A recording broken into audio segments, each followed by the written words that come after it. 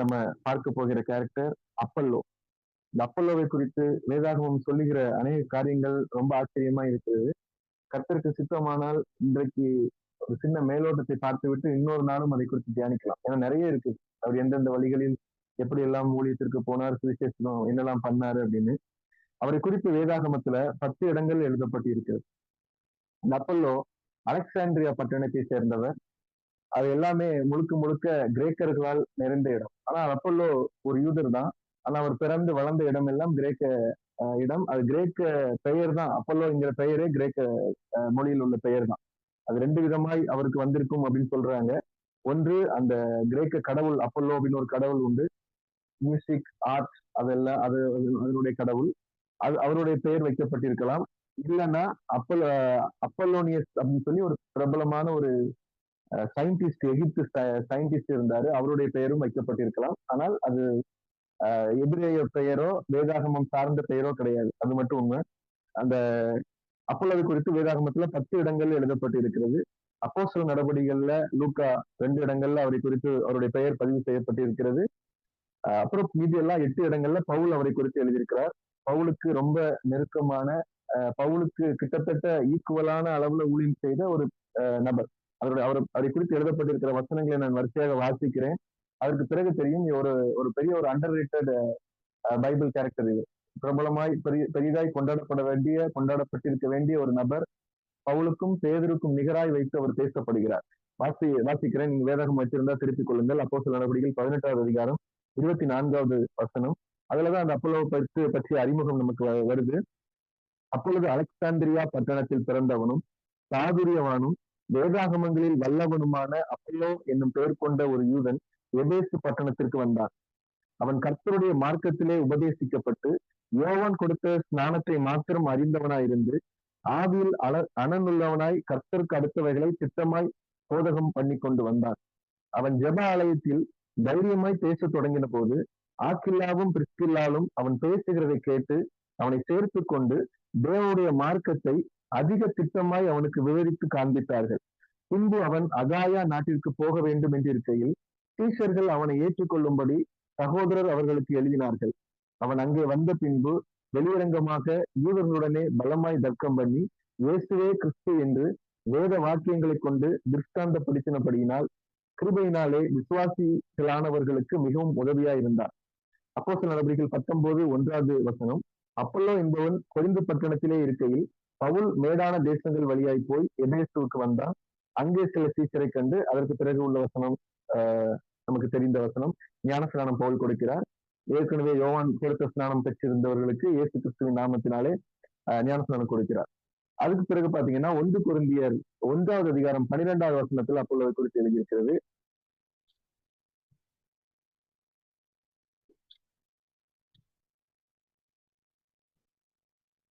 உங்கள் சிலர் பவுல் சொல்கிறார், நான் பவுலை சேர்ந்தவன் என்றும், நான் அப்பல்லோவை சேர்ந்தவன் என்றும், நான் கேபாவை சேர்ந்தவன் என்றும், நான் கிறிஸ்துவை சேர்ந்தவன் என்றும் சொல்லுகிறபடியால் நான் இப்படி சொல்லுகிறேன். கிறிஸ்து புரிந்திருக்கிறாரா? பவுலா உங்களுக்காக சிலுவையில் அறையப்பட்டான்? பவுலின் நாமத்தினாலேயா ஞானஸ்தானம் பெற்றீர்கள்? பவுல் ஒரு குரூப், பவுலை சேர்ந்த ஒரு குரூப், அப்பல்லோவை சேர்ந்த ஒரு குரூப், கேபாவை சேர்ந்த குரூப் அப்படின்னு சொல்லி அவர்களுக்குள் ஒரு பிரிவினையும் ஒரு வாக்குவாதமும் வரும்பொழுது இவர் சொல்கிறாரு, பவுலும் சிலுவையில் அறையப்படவில்லை, பவுலின் நாமத்தினாலும் ஞானஸ்தானம் கொடுக்கப்படவில்லை, அப்பல்லோ சிலுவையில் அறையப்படவில்லை, இயேசுதான் சிலுவையில் அறையப்பட்டார். அதனால இயேசு நாமத்தில் தான் ஞானஸ்தானம் கொடுக்கப்பட்டது அப்படின்னு சொல்லி அவரு பவுல் அதை குறித்து எழுதுகிறார். 1 கொரிந்தியர் 3வது அதிகாரம் 4வது 5வது வசனங்கள்ல பார்த்தோம்னா, ஒருவன் நான் பவுலை சேர்ந்தவன் என்றும் வேறொருவன் நான் அப்பல்லோவை சேர்ந்தவன் என்றும் சொல்லுகிறபடியால் நீங்கள் மாம்சத்திற்குரியவர்கள் அல்லவா? பவுல் யார்? அப்பல்லோ யார்? கர்த்தர் அவனவனுக்கு அருள் அளித்தபடியே நீங்கள் விசுவாசிக்கிறதற்கு ஏதுவாயிருந்த ஊழியக்காரர் தானே. நான் நட்டேன், அப்பல்லோ நீர் பாய்ச்சினான், தேவனே விளைய செய்தார். 1 கொரிந்தியர் 4வது அதிகாரம் 6வது வசனத்துல எழுதப்பட்டு இருக்கிறது. சகோதரரே, எழுதப்பட்டதற்கு மிஞ்சி என்ன வேண்டாம் என்று நீங்கள் எங்களாலே கற்றுக்கொள்ளவும், ஒருவன் நிமித்தம் மற்றொருவனுக்கு விரோதமாய் இருமாப்படையாதிருக்கவும் நான் உங்கள் நிமித்தம் என்னையும் அப்பல்லோவையும் திருஷ்டாந்தமாக வைத்து இவைகளை எழுதினேன். 1 கொரிந்தியர் 16வது அதிகாரம் 12வது வசனத்தில் எழுதப்பட்டிருக்கிறது. சகோதரனாகி அப்பல்லோவை குறித்தோவெனில் சகோதரரோட கூட உங்களிடத்தில் வரும்படி அவனை மிகவும் வேண்டிக் கொண்டேன். ஆகிலும் இப்பொழுது வர அவனுக்கு மனதில்லை. அவனுக்கு நற்சமயம் உண்டாயிருக்கும் போது வருவான். தீத்து 3வது அதிகாரம் 13வது வசனத்தில் எழுதப்பட்டிருக்கிறது.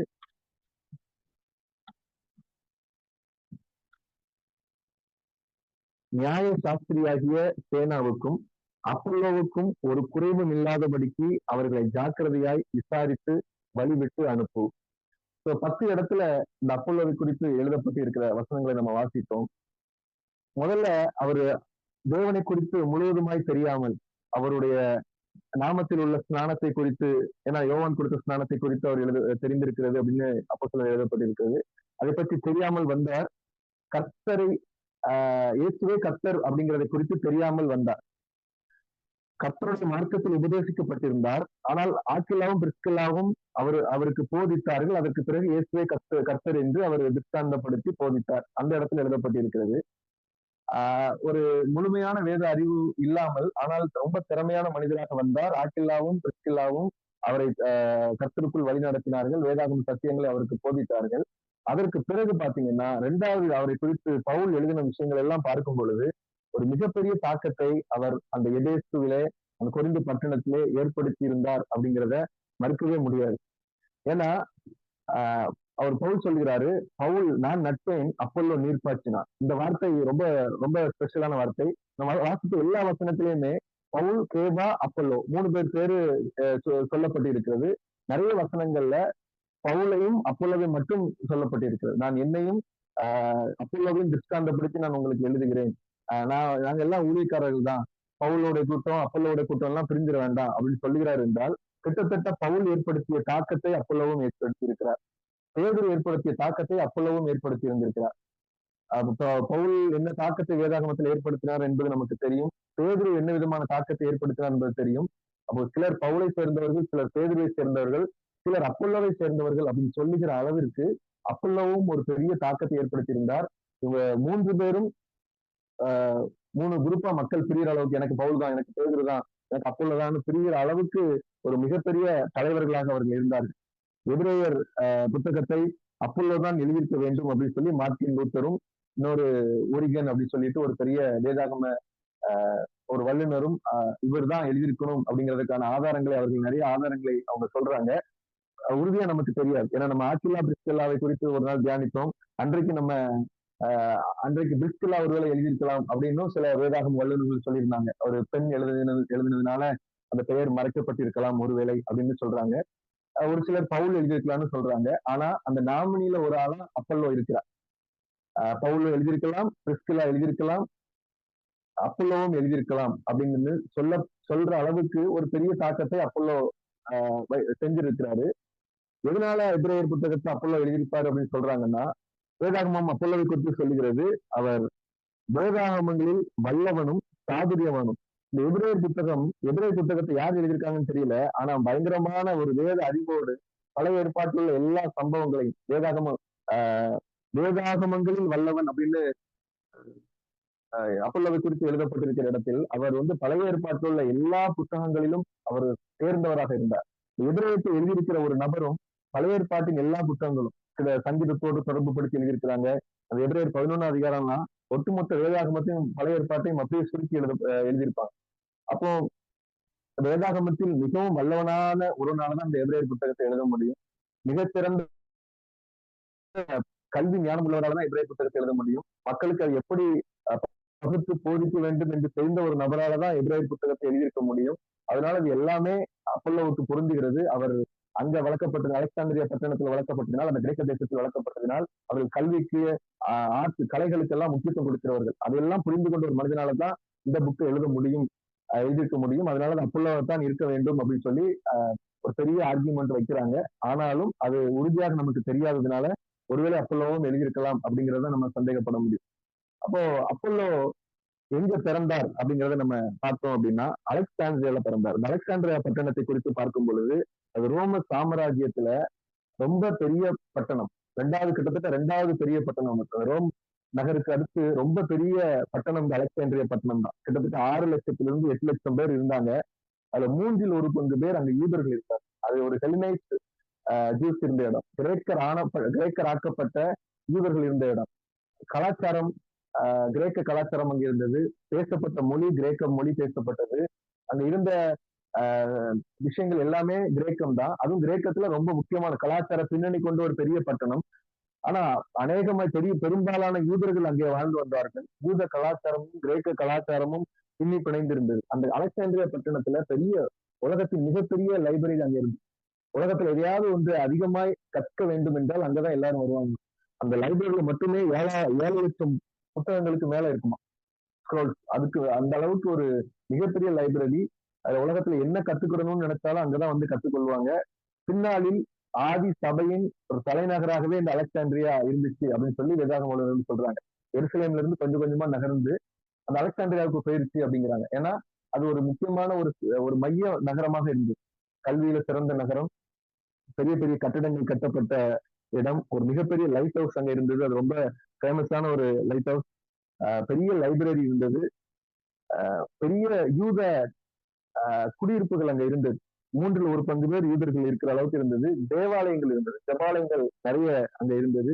அலெக்சாண்ட்ரியா அல்லதான் வேதாகமம் முதலாக பழைய ஏற்பாடு எபிரேய மொழியில் எழுதப்பட்ட பழைய ஏற்பாடு கிரேக்க மொழியில் மொழிபெயர்ப்பட்டது. சப்துவாஜின்ட் அப்படின்னு சொல்லுவாங்க. ஒட்டுமொத்த பழைய ஏற்பாடும் எபிரேய மொழியில் இருந்தத அப்படியே கிரேக்க மொழிக்கு மொழிபெயர்க்கப்பட்டது இந்த அலெக்சாண்ட்ரியா பட்டணத்துல. அதனால கிரேக்க மொழியில் வல்லுநர்களாக இருந்தவர்கள் அங்க இருந்தாங்க. கிரேக்கத்துல வேதாகமத்தை வாசித்து அங்க தேறினவர்களா இருந்தார்கள். இந்த அப்பல்லோ அலெக்சாண்ட்ரியாவுல பிறந்தது நிமித்தம் அவர் ரொம்ப அந்த கிரேக்க கலாச்சாரத்தை கற்று தேறினவரா இருந்தார். அவர் பிறப்பில் ஒரு யூதனாக இருந்தாலும் அவர் கிரேக்க மொழி பேசுவதிலும் சரி, கிரேக்கர்களுக்கு எப்படி போதிக்கணும் என்பதும் அவருக்கு தெரியும். கல்வி நிறைய படித்து வைத்திருந்தார். ரொம்ப ரொம்ப பெரிய பெரிய தத்துவ ஞானிகள் எல்லாம் அந்த அலெக்சாண்ட்ரியால இருந்திருக்காங்க. சீலோ அப்படின்னு ஒருத்தர் இருந்திருக்கிறாரு. இன்னும் ரோமன் கேத்தலிக் சபையினர் அந்த சபையை முக்கியமாய் தொடங்கினவர்களில் முக்கியமானவர்கள் என்று சொல்லுகிற பெரும்பாலானவர்கள் இருந்த இடம் அந்த அலெக்சாண்ட்ரியா பட்டணத்தை சேர்ந்தவர்களாகத்தான் இருந்தார். அந்த இடத்துல நம்ம அப்பல்லோ பிறந்தார். அவர் பிறப்பில் அவர் யூதனாக இருந்தார். ஆனா கிரேக்க கலாச்சாரத்தில் அவர் வளர்க்கப்பட்டார். அவருடைய பெயரும் கிரேக்க பெயர் தான். அவர் அங்கிருந்து எபேசுக்கு வருகிறார். எபேசிலிருந்து அகாயாவுக்கு போகிறார். அகாயாவிலிருந்து கொரிந்துக்கு வருகிறார். அதற்கு பிறகு மறுபடி எபேசுக்கு பவுலோடு சேர்ந்து இருக்கிறார். பவுலோடு சேர்ந்து பெரிய ஊழியத்தை செய்தார். இதெல்லாம் குறித்து 1 கொரிந்தியர்ல பவுல் எழுதியிருக்கிறார். இப்போ அவர் போயிட்டே இருக்கும்போது இவரு அப்பல்லோ வேதாகமத்துல ரொம்ப வல்லவனா இருந்தார். அவருக்கு நிகரானவர் அந்த நேரத்துல யாருமே கிடையாது. 28வது வசனத்துல போட்டிருக்கு, யூதர்களுடனே வெளியரங்கமாய் பலமாய் தர்க்கம் பண்ணினார். அப்ப தர்க்கம் பண்ணி ஜெயிக்கிற அளவுக்கு கிறிஸ்தவ மார்க்கத்தை சேர்ந்தவர்கள் ஆள் இல்லாம இருந்தாங்க. ஆனா தர்க்கம் பண்றதுக்குன்னு ஒரு தர்க்க சாஸ்திரம் உண்டு. அதற்கென்று ஒரு தனி ஞானம் உண்டு. அதற்குன்னு சில படிப்புகள்லாம் உண்டு. அந்த முறைகள்லாம் உண்டு. அந்த முறைப்படி தர்க்கம் பண்ணுகிறதற்கு ஏற்கனவே ஒரு பெரிய ஒரு ஸ்காலரா இருக்கணும். அப்படிப்பட்ட ஸ்காலராய், அப்படிப்பட்ட அறிவாளியாய், திறமைசாலியாய், படித்தவராய் இந்த அப்பல்லோ இருந்தபடினால் இவர் வந்து தர்க்கம் பண்ணும் பொழுது அவர்களால மேற்கொள்ள முடியல. பவுல் தனியா போராடிக்கிட்டு இருந்த இடத்துல, ஏன்னா பவுலும் பெரிய பெரிய மிகச்சிறந்த கல்விமான். அப்ப பவுல் தனியாக போராடி கொண்டிருக்கும் போது அப்பல்லோ வந்தது சபைக்கு மிகப்பெரிய உதவியா இருந்தது. அப்போஸ்தலர் நடவடிக்கைகள் 18வது அதிகாரம் 28வது வசனத்துல போட்டிருக்கு, கிருபையினாலே விசுவாசிகள் ஆனவர்களுக்கு மிகவும் உதவியா இருந்தான். இப்ப அப்பல்லோ புதுசா சில இடங்களுக்கு போறாரு. போய் இயேசு கிறிஸ்துவை குறித்து தெரிவிக்கலாம், ஊழியம் செய்யலாம்னு போறாரு. போய் பார்த்தா எபேசுக்கு போய் இயேசு குறித்து அறிவிக்கலாம்னு பார்த்தா ஏற்கனவே எபேசுவில் இயேசு குறித்து அறிவிக்கப்பட்டிருந்தது. காஸ்பல் சீடு ஏற்கனவே போடப்பட்டிருந்தது. ஏற்கனவே பவுல் இவர் போன இடங்களில் எல்லாம் சுவிசேஷத்தை விதைத்து விட்டு போய்விட்டார். அப்ப இவர் போய் புதுசா சுவிசேஷத்தை விதைக்க முடியல. இவர் போய் ஏற்கனவே இருந்த சுவிசேஷத்துக்கு நீர் பாய்ச்சினார். அதான் பவுல் சொல்கிறார், நான் நட்டேன், அப்பல்லோ நீர் பாய்ச்சினான், தேவன் விளைய செய்தார். பவுல் அந்த அந்த அடிப்படையான சத்தியங்களை எல்லாம் அப்படி போட்டுட்டு போறாரு. இவரு அதற்கு பிறகு அதுல இருந்து அதை வளர செய்வதற்கான தேவையான போஷாக்குகளை எல்லாம் அப்பல்லோ கொடுக்கிறார். கர்த்தர் அதிலிருந்து அறுவடை எடுக்கிறார். ஊழியம் என்பது எப்பொழுதுமே ஒரு நபர், தனிப்பட்ட நபருடைய ஊழியம் கிடையாது. நான் தான் எல்லாம் செய்வேன், நான் தான் எல்லாம் செஞ்சு முடிப்பேன், அது என்னுடைய ஆத்மா, என்னுடைய விசுவாசி அப்படின்னு நம்ம உரிமை கொண்டாட முடியாது. விசுவாசிகள் எல்லாம் கர்த்தருடைய விசுவாசிகள். ஊழியம் எல்லாம் கர்த்தருடைய ஊழியம். அதில் நம்மை கர்த்தர் பயன்படுத்தி கொண்டு வருகிறார். ஒருவேளை நம்ம பவுலாக இருக்கலாம், ஒருவேளை நம்ம அப்பல்லோவாக இருக்கலாம், ஒருவேளை நம்ம ஆக்கில்லாவாக இருக்கலாம், பிரிஸ்கில்லாவாக இருக்கலாம், பர்னபாவாக இருக்கலாம், என்ன என்ன வேணாலும் இருக்கலாம். கர்த்தர் ஒவ்வொருவரையும் ஒவ்வொரு விதங்களில் கர்த்தர் பயன்படுத்தி கொண்டு வருகிறார். இப்போ நம்ம அப்போலோடைய அந்த கேரக்டர்ஸ் குறித்து பார்க்கலாம். இன்னைக்கு நம்ம அவருடைய கேரக்டர்ஸை குறித்து பார்க்கிறதுக்கு தான் நேரம் சரியா இருக்கும். நம்ம வருகிற கர்த்தருக்கு சித்தமானால் அடுத்த வாரம் கூட நம்ம அவர் எப்படி எங்கெங்கெல்லாம் ஊழியத்துக்கு போனார் அப்படிங்கிறதை குறித்து பார்ப்போம். இப்போ 24வது வசனம், அலெக்சாந்திரியா பட்டணத்தில் பிறந்தவனும் சாதுரியவானும் வேதாகமங்களில் வல்லவனும். சாதுரியவான் அப்படிங்கிறது எலக்வென்ட் அப்படின்னு போட்டிருக்கு, சிறந்த பேச்சாளர். அப்பல்லோ பேசும் பொழுது எல்லாரும் அவருக்கு எதிரான கருத்து வச்சிருக்கவங்க கூட அப்போல்லோ பேசும்போது உட்கார்ந்து கேட்கிற அளவுக்கு பேச்சு திறமை மிகுந்தவர். அவர் ஒரு பேச்ச எப்படி ஆரம்பிக்கணும் எப்படி முடிக்கணும் அப்படிங்கிறதுல தேர்ந்தவர். சாதுரியவான் அப்படின்னு எலக்வென்ட் அப்படின்னு சொன்னா சும்மா அனுபவத்துல கற்றவர் மட்டும் கிடையாது, அந்த முறைப்படி கற்றவர். இடத்துல போட்டிருக்கு, மல்யுத்தம் பண்ணாலும் சட்டப்படி மல்யுத்தம் பண்ண வேண்டும். அப்ப இந்த கிரேக்கர்களால் அந்த கலை மற்றும் இசை, அந்த பேச்சு திறமை, நடனம், இந்த மாதிரி விஷயங்களுக்கெல்லாம் முக்கியத்துவம் கொடுக்கிற ஒரு நகரத்திலிருந்து ஒருத்தர் வந்து சாதுரியவான் அப்படின்னு அவர் போட்டிருக்குன்னா அவர் சும்மா கிடையாது, முறைப்படி எல்லாவற்றையும் தேர்ந்தவர். அவர் பேசும் பொழுது எல்லாரும் கவனித்து கேட்பார்கள். அப்படிப்பட்ட திறமை இயல்பாகவே அவருக்கு இருந்தது. சாதுரியவான், வேதாகமங்களில் வல்லவன். வேதாகமத்துல அவரு வந்து பழைய ஏற்பாட்டில் உள்ள வசனங்களை மேற்கோள் காட்டுவதில் ரொம்ப வல்லவராக இருந்தார். அதனாலதான் அவர் எதிரேயர்களுடைய ஆட்சியர் அப்படின்னு சொல்லி அதுக்கு அடையாளப்படுத்துறாங்க. அவர் எல்லாத்தையும் கரைத்து குடித்திருந்தார். நம்ம ஏற்கனவே பைபிள் கேரக்டர் நிறைய தியானிக்கும் போது பார்த்திருக்கிறோம். யாரெல்லாம் வேதாகமத்தில் தேறினவர்களாக இருக்கிறார்களோ அவர்களை எல்லாம் கர்த்தர் வல்லமையாக பயன்படுத்தி இருக்கிறார். அப்படி இல்லைன்னா கர்த்தர் யாரையெல்லாம் பயன்படுத்துகிறார்களோ அவர்கள் எல்லாம் வேதாகமத்தில் தேறி விடுகிறார்கள். நம்ம அனுதின வாழ்க்கையில பைபிள்ல தேர்றது ரொம்ப ரொம்ப முக்கியம்.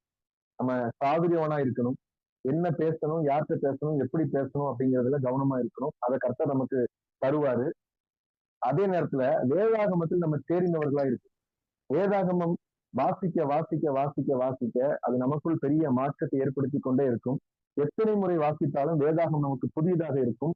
அதுல தேர இதுக்கு இங்க இருக்கு, இதுக்கு அது அங்க பதில் இருக்கு அப்படி நம்ம எடுத்து எடுத்து வாசிக்க வாசிக்க நம்ம அதுல தேறின பிறகு நம்மை அறியாமல் அந்த சத்தியங்கள் நமக்கு தேவையான சமயத்தில் நமக்கும் கை கொடுக்கும், மற்றவர்களுக்கும் நம்மளால அதை பிரயோகிக்க முடியும். அப்பல்லோ சாதுரியவனா இருந்தார், வேதாகமங்களில் வல்லவராய் இருந்தார். அவர் எபேசு பட்டணத்துக்கு வந்தார், கர்த்தருடைய மார்க்கத்தில் உபதேசிக்கப்பட்டிருந்தார். கர்த்தருடைய மார்க்கத்துல அவருக்கு அந்த செப்துவாஜின் சம்பந்தமான கிரேக்கர்கள் எல்லாம் எப்படி ஏற்று கொண்டிருந்தார்களோ அந்த அடிப்படையில் அவர் உபதேசிக்கப்பட்டு வந்தார். அது கலிலேயா வழியாக ஒரு உபதேசம் அந்த நாட்களில் போயிருந்ததா. என்ன உபதேசம் அப்படின்னா, யோவான் கொடுத்த ஸ்நானத்தை குறித்து உபதேசம். அந்த உபதேசம் தான் அங்கு ரொம்ப பிரபலமான ஒரு உபதேசம். அதை குறித்து அவர் அறிந்திருந்தார். 25 வசனம் போட்டிருக்கு, அவன் கர்த்தருடைய மார்க்கத்திலே உபதேசிக்கப்பட்டு யோவான் கொடுத்த ஸ்நானத்தை மாத்திரம் அறிந்தவனாய் இருந்தான். அவன் யோவான் கொடுத்த ஸ்நானம் மட்டும்தான் அவருக்கு தெரிந்திருந்தது. ஆனா அதற்கு பிறகு அதை விட அவர் அறிய வேண்டிய ஒரு முக்கியமான ஒரு விஷயம், அது அப்போஸ்தலர் நடவடிக்கைகள் 2வது அதிகாரத்துல நடந்தது. பெந்தேகொஸ்தே என்னும் நாள் வந்த போது பேதுருவும் மற்ற அப்போஸ்தலர்களும் ஒரு ஞான ஸ்நானத்தை அறிமுகப்படுத்துகிறார்கள். அது யோவான் கொடுத்த ஸ்நானம் கிடையாது, அது ஒரு புதியதானது, அது ரொம்ப முக்கியமானது. சகோதரரை ரட்சிக்கப்படுவதற்கு நாங்கள் என்ன செய்ய வேண்டும் என்ற ஒரு வரலாற்று சிறப்பு மிக்க ரொம்ப முக்கியமான ஒரு கேள்வி. கிறிஸ்தவ வாழ்க்கையில முதல் சபையில் கேட்கப்பட்ட மிக முக்கியமான கேள்வி, சகோதரரை நாங்கள் என்ன செய்ய வேண்டும் என்று கேட்ட கேள்விக்கு ஒரு பதில் பேதுரு அந்த அப்போஸ்தலர்களும் சேர்ந்து சொல்றாங்க, நீங்கள் மனம் திரும்பி ஒவ்வொருவரும் பாவம் மன்னிப்புக்கென்று இயேசு கிறிஸ்துவின் நாமத்தினாலே ஞானஸ்நானம் பெற்றுக் கொள்ளுங்கள், அப்பொழுது பரிசுத்தாவின் வரத்தை பெறுவீர்கள். இந்த விஷயம் இவருக்கு கேள்விப்படாமல் இவர் இருந்தார். ஏன்னா இவர் ஏற்கனவே வேற ஒரு விஷயத்தை கேள்விப்பட்டிருந்தார். அது பிரபலமா இருந்த விஷயம். அது என்ன அப்படின்னா, யோவான் கொடுத்த ஸ்நானம். அதுதான் அந்த காலத்தில் அந்த இடங்களில் பிரபலமாக இருந்தது. அப்ப அவன் கர்த்தருடைய மார்க்கத்தில் உபதேசிக்கப்பட்ட 25வது வசனம், யோவான் கொடுத்த ஸ்நானத்தை மாத்திரம் அறிந்தவனாயிருந்து ஆவியில் அனல் உள்ளவனாய் கர்த்தருக்கு அடுத்தவைகளை திட்டமாய் போதகம் பண்ணி கொண்டு வந்தான். அவருக்கு என்ன தெரிந்திருந்ததோ அதை திட்டமாய் மற்றவர்களுக்கு போதித்துக் கொண்டிருந்தார். பேச்சு ரொம்ப ஆச்சரியப்படுத்தியது. அவருக்கு இருந்த வேதாகம் அறிவு ரொம்ப ஆச்சரியப்படுத்தியது. அவர் போதித்த போதனை ரொம்ப ஆச்சரியப்படுத்தது. ஆனா அவருக்கு ஒரு பெரிய தைரியம் இருந்த 26வது போட்டுக்கு அவன் ஜெப ஆலயத்தில் தைரியமாய் பேச தொடங்கின போது ஆக்கில்லாவும் பிரிஸ்கில்லாவும் அவன் பேசுகிறதை கேட்டு அவனை சேர்த்து கொண்டார்கள். பேசுகிற பேச்சு ரொம்ப தைரியமா இருக்கிறது, ரொம்ப வல்லமையா இருக்கிறது, எல்லாரும் ஈர்க்கக்கூடியதாக இருக்கிறது. ஆனா ஒரே ஒரு குறை இருக்குது. என்னன்னா அவர்கிட்ட ஒரு சின்ன பிரச்சனை என்னன்னா, அவர் யோவான் கொடுத்த ஸ்நானத்தை மாத்திரம் அறிந்திருந்தார். இன்றைக்கு அநேகர் அப்படி இருக்கிறார்கள், ரொம்ப கர்த்தரால் பயன்படுத்தப்படுகிறார்கள், ஆவியிலே அனல் உள்ளவர்களா இருக்கிறார்கள். பெரிய அளவுல ஊழியம் செய்கிறார்கள், மற்றவர்களுக்கு மிகப்பெரிய அளவுல பிரயோஜனமா இருக்கிறார்கள், நம்மளும் சேர்ந்தா இருக்கிறோம். ஆனா நம்மகிட்ட ஏதாவது ஒரு சின்ன குறை இருக்கலாம். கர்த்தரை குறித்து இன்னும் நாம் அறிய வேண்டிய பிரகாரமாய் அறிய வேண்டியது இருக்கலாம்.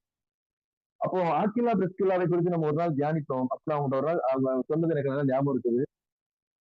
அப்பல்லோவுக்கே ஆக்கிலாவும் பிரிஸ்கில்லாவும் பாடம் நடத்தினார்கள். அப்பல்லோவையே கர்த்தருக்குள் நடத்தினார்கள். அந்த அப்பல்லோவை குறித்து நான் ஒரு நாள் சொல்கிறேன். அப்போ தெரியும் ஆக்கிலா பிரிஸ்கில்லா எவ்வளவு பெரியவங்க அப்படின்னு சொல்லி நான் சொல்லியிருந்தேன். இன்றைக்கு நம்ம அந்த அப்பல்லோவை குறித்து தான் தியானிக்கிறோம். இந்த அப்பல்லோ எவ்வளவு பெரிய வேலை பின்னாடி பார்த்தாரு அப்படிங்கிறது நமக்கு தெரியுது. பவுலுக்கும் பேதுருக்கும் நிகராய் வைக்கப்பட்டிருந்தார். அவ்வளவு வல்லமை உள்ளவராய் இருந்தார். தேவனால் பயன்படுத்தப்பட்டு வந்தார். கர்த்தரை குறித்து போதிக்கப்பட்டிருந்தார். ஆனா ஆக்கில்லாவும் பிரிஸ்கில்லாவும் அவரிடத்துல ஒரு குறை இருக்குன்னு சொல்லி அவர்கிட்ட சொல்லும் போது அதை கேட்டு திருந்துவதற்கு ஏற்ற ஒரு மனநிலை அவருக்கு இருந்தது. அவ ஆக்கிலாவும் பிரிஸ்கில்லாவும் அவன் பேசுறதை கேட்டு அவனை சேர்த்து கொண்டு தேவனுடைய மார்க்கத்தை அதிக திட்டமாய் அவனுக்கு விவரித்து காண்பித்தார்கள். இன்னும் நீ அறிய வேண்டியது ஒண்ணு இருக்குதுப்பா. யோவான் கொடுத்த ஸ்நானத்தை மாத்திரம் நீ அறிந்திருக்கிறாய். அதற்கு பிறகு பேதுரு கொடுத்த ஸ்நானம் ஒண்ணு இருக்கு அப்படின்னு சொல்லி அதை குறித்து அறிவிக்கிறார்கள். அது ஏன் அப்படி நான் தெளிவா இதை சொல்றேன் அப்படின்னா, அப்போஸ்தலர் 19 அதிகாரத்துல அடுத்து அதை குறித்து எழுதப்பட்டிருக்கிறது. அப்பல்லோ என்பவன் கொரிந்து பட்டணத்தில் இருக்கும்போது பவுல் மேடான தேசங்கள் வழியாய் போய் எபேசுவுக்கு வந்தான். அங்க சில சீசரை கண்டு நீங்கள் விசுவாசிகள் ஆன போது பரிசுத்த ஆவியை பெற்றீர்களான்னு கேட்டார். அதற்கு பரிசுத்த ஆவி உண்டு என்பதை நாங்கள் கேள்விப்படவே இல்லை என்றார்கள். அப்பொழுது அவன் அப்படியானால் நீங்கள் எந்த ஞானஸ்நானம் பெற்றீர்கள் என்றார். அதற்கு அவர்கள் யோவான் கொடுத்த ஞானஸ்நானம் பெற்றோம் என்றார்கள். அப்பொழுது பவுல் யோவான் தனக்கு பின் வருகிறவராகிய கிறிஸ்து இயேசுவில் விசுவாசிகளாய் இருக்க வேண்டும் என்று ஜனங்களுக்கு சொல்லி மனம் திரும்புவதற்கு ஏற்ற ஞானஸ்தானத்தை கொடுத்தானே என்றார். இதை கேட்டபோது அவர்கள் கர்த்தராகிய இயேசுவின் நாமத்தினாலே ஞானஸ்தானம் பெற்றார். இந்த கொரிந்து பட்டணத்துல எல்லாரும் என்ன மனநிலையில இருந்தார்களோ அதே மனநிலையில தான் அப்பல்லோவும் இருந்தார். தான் தெரிந்திருந்தது. ஆனா ஞானஸ்நானத்தை குறித்து ஒரு புது வெளிப்பாடு அன்றைக்கு பவுலுக்கு அந்த அப்பல்லோவுக்கு இல்லாமல் இருந்தது. இதை குறித்து இயேசுவே கர்த்தர் என்பதை குறித்து எல்லாம் ஆக்கில்லாவும் பிரிஸ்கில்லாவும் அவருக்கு போதித்த பொழுது அவர் அப்படியே ஏற்றுக்கொண்டார். அந்த அந்த மனப்பான்மை நமக்கு வேணும். நம்ம மேடைகளில் ஏறி இருக்கலாம், கர்த்தரை பிறருக்கு போதித்திருக்கலாம், கர்த்தர் நமக்கு அற்புதங்களை செய்திருக்கலாம், கர்த்தரோடு நமக்கு பெரிய அளவில் அனுபவம் இருக்கலாம், நம்ம மிகப்பெரிய திறமசாலியா இருக்கலாம். ஆனா வேதத்திலிருந்து ஒருத்தங்க போதித்தா இன்றைக்கு எதை போதித்தாலும் அதை ஏற்றுக்கொள்வதற்கான மனப்பக்குவம் இருந்துச்சுன்னா கர்த்தர் நம்மை வித்தியாசமாய் உயரங்களில் பயன்படுத்துவார். அதற்கு ஒரு உதாரணம் தான் இந்த அப்பல்லோ. இவரு ஜபாலயங்களுக்கு பிரசங்கம் பண்றாரு. இவர் பேசுறது கேட்டு அவ்வளவரும் அவர்கிட்ட வந்து அதுல ரொம்ப பாராட்டுறாங்க. பேச உதவியாவது கேட்க மாட்டோம்னு நினைக்கிறாங்க. அந்த டைம்ல ஆக்கலாம் பிரிஸ்கில்லாம் வாங்க நான் உங்களுக்கு இன்னொன்னு சொல்லித்தரேன் அப்படின்னு ஒண்ணு நீங்க என்ன எனக்கு சொல்லித்தரது நான் உங்களுக்கு சொல்றேங்கிற மாதிரி மைண்ட்ல இல்ல. நீங்க சொல்லுங்க நான் கேட்கிறேன் அப்படிங்கிறாரு. அவனை சேர்த்து கொண்டு தேவனுடைய மார்க்கத்தை அதிக திட்டமாய் அவனுக்கு விவரித்து காண்பித்தார்கள். உடனே அவரு அதை தெரிந்து கொண்ட பிறகு இன்னும் அவர் ஷார்ப் ஆயிட்டார், இன்னும் கூர்மையாக்கப்பட்டு விட்டார். அவர் அகாயாவுக்கு போக வேண்டும் என்று இருக்கிறதில் சீசர்கள் அவரை ஏற்றுக்கொள்ளும்படி அவர்களுக்கு எழுதுறாங்க. சீசர்கள் எல்லாம் இவரை ஏற்றுக்கோங்க, இவரும் நம்ம உலகத்துலதான் இருக்கிறாரு, எல்லாத்தையும் அவருக்கு சொல்லிக் கொடுத்தாச்சுன்னு சொல்லி ஏற்றுக்க வைக்கிறாங்க. 28வது வசனத்தில் போட்டிருக்குது. அவன் அங்கே வந்த பின்பு வெளிரங்கமாக இவர்களுடனே பலமாய் தர்க்கம் பண்ணி இயேசுவே கிறிஸ்து என்று வேத வாக்கியங்களை கொண்டு திருஷ்டாந்தப்படுத்தினபடியினால் விசுவாசிகளுக்கு மிகவும் உதவியா இருந்தார். அங்க வந்து விசுவாசிகளுக்கு மிகவும் உதவியாய், பவுலுக்கு நிகராய், பவுலுக்கு உதவியாய் பெரிய அளவுல ஊழியத்தை செய்வதற்கு இந்த அப்பல்லோ அங்கு பட்டை தீட்டப்பட்டார் இந்த எபேசு பட்டணத்துல. அப்போ இதோட நம்ம இன்னைக்கு முடிச்சுக்கலாம். நமக்கு நேரம் ஆயிடுச்சு. இந்த அவரோட கேரக்டர் மட்டும் வச்சு முடிச்சுக்கலாம். அடுத்த வாரம் அவர் என்னென்ன ஊழியங்களை செய்தார் அப்படிங்கறத பார்க்கலாம். முதல்ல அவர் சாதிரியவனா இருந்தார், வேதாகமத்துல வல்லவராய் இருந்தார். நம்ம கிட்ட இருந்து கற்றுக்கொள்ள முடியும் என்றால் நம்ம வேதாகமத்தில் வல்லவராய் இருக்க வேண்டும். வேதாகமத்தை அனுதினமும் வாசிக்க வேண்டும், அதை தியானிக்க வேண்டும். எவ்வளவு படித்தாலும் வேதாகமம் புது அர்த்தங்களை நமக்கு சொல்லித் தரும். அதில் கவனமா இருக்க வேண்டும். இரண்டாவது, கர்த்தருடைய மார்க்கத்தில் நாம் உபதேசிக்கப்பட வேண்டும். நம்ம எவ்வளவு பெரிய ஆளா இருந்தாலும் வேதாகமத்திலிருந்து ஒரு புது சத்தியத்தை கேட்பதற்கு நம்முடைய செவியை கவனமுள்ளவர்களாக வைக்க வேண்டும். அதற்கு ஏற்ற தாழ்மை நமக்குள்ள இருக்க வேண்டும். இந்த அப்பல்லோவுக்கு ஒரு பெரிய தாழ்மை இருந்து நீங்க எனக்கு கற்றுக் கொடுங்க. ஏதோ ஒரு தொழில் பண்ணிட்டு இருக்காங்க, ஆட்களும் கிறிஸ்தலாவும் பவுல் கூட சேர்ந்து ஊழியம் பண்ணியிருக்காங்க. சரி, அவங்க என்ன ஏதோ சாதாரண ஆட்கள் அப்படின்னு நினைக்காம அவரிடத்துல இருந்து அவர் கற்றுக்கொண்டு பட்டை தீட்டப்பட்டு மிகப்பெரிய அளவில் பயன்படுத்தப்பட்டார். அப்ப அந்த அந்த கேட்கிற ஒரு சுபாவம் நமக்கு இருக்க வேண்டும். வேதாகமத்திலிருந்து திட்டமாய் யாராவது போதிக்கும் பொழுது அதை கேட்கக்கூடிய சுபாவம் நமக்கு இருக்க வேண்டும்.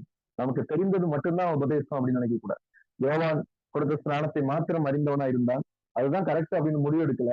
அதற்கு பிறகு பேதுரு கொடுத்த ஸ்நானத்தை குறித்து அறிந்து கொண்டார். அதற்கு பிறகு பவுல் கொடுத்த ஸ்நானத்தை குறித்து அறிந்து கொண்டார். அதற்கு பிறகு இதெல்லாம் இருக்குதா, ஓகே இப்படிலாம் விஷயங்கள் இருக்குதா அப்படின்னு சொல்லி புரிந்து கொண்டு கர்த்தரை குறித்து ஏற்கனவே திட்டமாய் போதிக்கப்பட்டிருந்தவர் பிறகு சொல்றாரு, இந்த கிறிஸ்து தான் அந்த கர்த்தர், இயேசுதான் அந்த கிறிஸ்து அப்படின்னு சொல்லி போதிக்கிறார். கர்த்தர் அவரை பயன்படுத்தினார். இன்னைக்கு இந்த அப்பல்லோவுடைய வாழ்க்கையிலிருந்து நம்ம கற்றுக்கொள்ள வேண்டிய விஷயம், வேதாகமத்துல நம்ம வல்லவர்களா இருக்க வேண்டும். வேதாகமத்தை தேடி தேடி வாசிக்க வேண்டும். தாழ்மையோடு வேதாகமத்திலிருந்து நம்ம கற்றுக்கொள்ள வேண்டும். நமக்கு தெரிந்திருக்கிற சத்தியத்தில் உண்மை உள்ளவர்களாய் தைரியமாய் அதை போதிக்க வேண்டும். தைரியமா போதிக்கிறார். ஜபாலயங்கள்ல போய் போதிக்கிறாரு. யூதரோடு தைரியமாய் பலமாய் தர்க்கம் பண்ணுகிறார். அவருக்கு இயல்பாகவே கர்த்தர் கொடுத்திருந்த தாளந்து பேச்சு திறமை, அதை வைத்து கர்த்தர் அவரை பெரிய அளவில் பயன்படுத்தினார். கர்த்தருக்கு இவர் பயன்பட்டார். நமக்கு சில நேரங்களில் இயல்பாகவே கர்த்தர் சில தாளந்துகளை கொடுத்திருக்கலாம். பிறவிலிருந்தே நமக்கு ஒருவேளை நல்லா எழுத வரலாம், நல்லா பாட வரலாம், நல்லா பேச வரலாம், நல்ல இசை மீட்டு வரலாம். இல்ல நம்ம 4 பேரை ஈர்க்கும் விதமாய் ஏதாவது ஒரு விஷயம் செய்ய நம்மளால முடியலாம். ஏதோ ஒன்று நமக்கு இயல்பாக கர்த்தர் கொடுத்திருக்கிற தாளந்து, அதை கர்த்தருக்கென்று நம்ம பயன்படுத்தும் பொழுது அது ரொம்ப உதவியா இருக்கும். விசுவாசிகளுக்கு அது உதவியா இருக்கும். கர்த்தர் ஒரு நோக்கத்தோடு தான் அந்த தாளந்தை நமக்கு கொடுத்திருக்கிறார். தாவீதுக்கு சில தாளந்தை கர்த்தர் கொடுத்திருந்தார் என்றால் ஒரு பெரிய நோக்கத்தோடு கொடுத்திருந்தார். எதற்கு எனக்கு இந்த தாளந்து இருக்கிறது என்று தாவீது அதை அறிந்து கொண்டார், புரிந்து கொண்டார், கர்த்தரால் பயன்படுத்தப்பட்டார். இந்த அப்பல்லோவுக்கு இயற்கையிலே பெரிய தாளந்துகள் இருந்தது. சாதுரியவனா இருந்தார். பேச்சில் அவர் யாரும் வீழ்த்த முடியாது. அந்த பேச்சில் அவரை வீழ்த்த முடியாது எதிர்பக்கமா இல்லாமல் அவர் கர்த்தரின் பக்கமாய் நின்றது ஒரு பெரிய விஷயம். ஒருவேளை பவுலும் அப்பல்லோவும் சண்டை போட்டு 2 பேரும் சண்டை போட்டாங்கன்னா யார் ஜெயிச்சிருப்பாங்கன்னு சொல்ல முடியாது. இவர் பேச்சையும் வீழ்த்த முடியாது, அவர் பேச்சையும் வீழ்த்த முடியாது. ஆனா 2 பேரும் ஒரே பக்கமாய் நின்றது ஒரு பெரிய கிருபை. கர்த்தர் பக்கத்துல நம்ம நின்று நமக்கான தாளம், நமக்கு அவர் கொடுத்திருக்கிற நேச்சுரல் எபிலிட்டிஸ் தாளந்துகளை எல்லாம் கர்த்தருக்காய் பயன்படுத்துவோம். அவருக்காய் தைரியமாய் போதிப்போம். வேதாகமத்தில் வல்லவராய் வளருவோம். தாழ்மையாய் இருந்து வேதாகமத்தில் கற்றுக்கொள்வோம். நம்ம கற்றுக்கொண்டது மட்டும்தான் உபதேசம், இதுக்கு மேல ஒண்ணும் இல்லை அப்படின்னு இல்லை. கர்த்தர் அநேக விஷயங்களை வைத்திருக்கிறார் வேதாகமத்துல. ஒவ்வொரு நாளும் கற்றுக்கொண்டே வருவோம். ஆக்கிலா பிஸ்கிலா மாதிரி அநேக ஊழியர்களை கர்த்தர் நமக்கு தந்திருக்கிறார். கற்றுக்கொள்வோம். கர்த்தர் நம்மையும் பயன்படுத்துவார்.